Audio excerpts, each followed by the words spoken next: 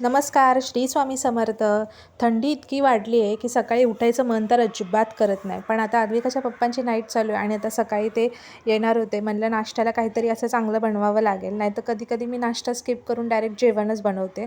तर पालक आणली होती आणि म्हणलं चल आज पालकाचे पराठे बनवूया. म्हणून सगळ्यात आधी पालक छान असं धुवून घेतला. त्यानंतर त्याला बारीक चिरून घेतलं. पालक मी सगळ्यात आधी धुवून घेते आणि नंतर चिरते, म्हणजे जीवनसत्व त्यातले कमी होत नाहीत.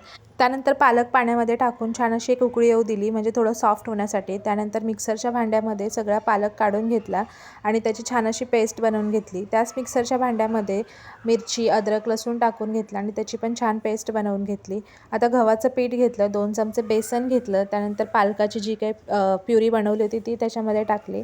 जी मी पेस्ट बनवली होती अद्रक, लसूण, मिरचीची ती त्यात टाकून घेतली. मीठ टाकलं. त्याचबरोबर थोडंसं तीळ टाकून घेतले त्याच्यामध्ये, गरम मसाला, असं सगळं छान असं टाकून घेतलं. छान डो बनवला त्याचा. 5 मिनिटं पिठाला थोडी विश्रांती दिली आणि त्यानंतर मग एक त्यातला गोळा काढून घेतला. थोडासा लाटून त्याच्यावरती चीज किसून घेतलं आणि त्याच्यामध्ये चीज भरून घेतलं. छान असं लाटून घेतलं त्याला आणि नंतर गरम तव्यावरती टाकलं आणि मग बघा आलटून पालटून दोन्ही बाजूने छान असं त्याला शेकून घेतलं.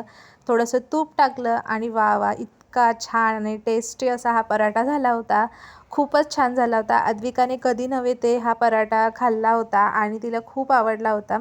त्याचबरोबर आता तुम्हाला पण आवडला का नक्की सांगा. आवडला असेल तर लाईक करा, चॅनलला सबस्क्राईब करा. Bye bye.